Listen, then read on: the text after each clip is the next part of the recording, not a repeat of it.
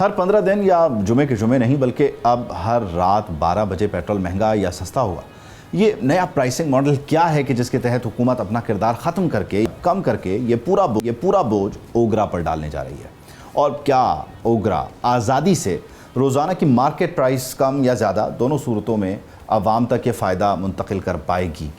Daily petrol pricing model, جسے dynamic pricing بھی کہا جاتا ہے، اس کے تحت پیٹرولیم مصنوعات کی قیمتیں کسی سرکاری فیصلے سے ماہانہ یا 15 روزہ نوٹیفیکیشن کے بجائے روزانہ کی بنیاد پر عالمی منڈی میں خام تیل کے ریٹس اور کرنسی کے اتار چڑھاؤ دونوں فیکٹرز کو دیکھ کر خود کار طریقے سے طے ہوتی ہیں۔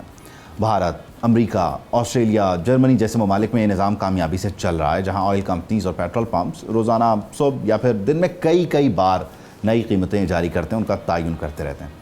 اس ماڈل کا سب سے بڑا فائدہ یہ ہے کہ عالمی مارکیٹ میں قیمت کم ہوتے ہی اس کا ریلیف فوری طور پر عوام تک پہنچ جاتا ہے، جبکہ اس کا نقصان روزمرہ کی قیمتوں میں رہنے والا مسلسل اتار چڑھاؤ اور غیر یقینی کی صورتحال بھی ہے۔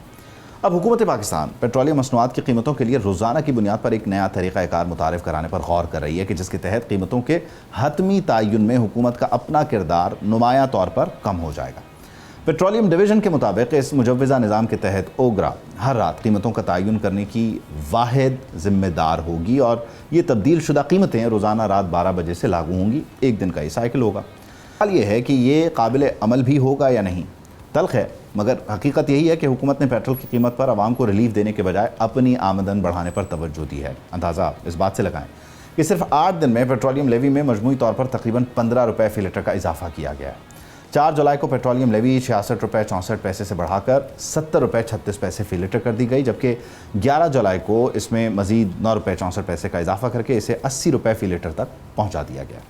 رواں مالی سال میں حکومت نے 1676 ارب روپے وصول کرنے کا ہدف مقرر کر رکھا ہے، یہاں اس لیوی کے ذریعے، جو سال کے مقابلے میں 178 ارب روپے زیادہ ہے۔ گزشتہ مالی سال کے مقابلے میں یہ ڈیفینیٹلی نمبر بڑا ہے۔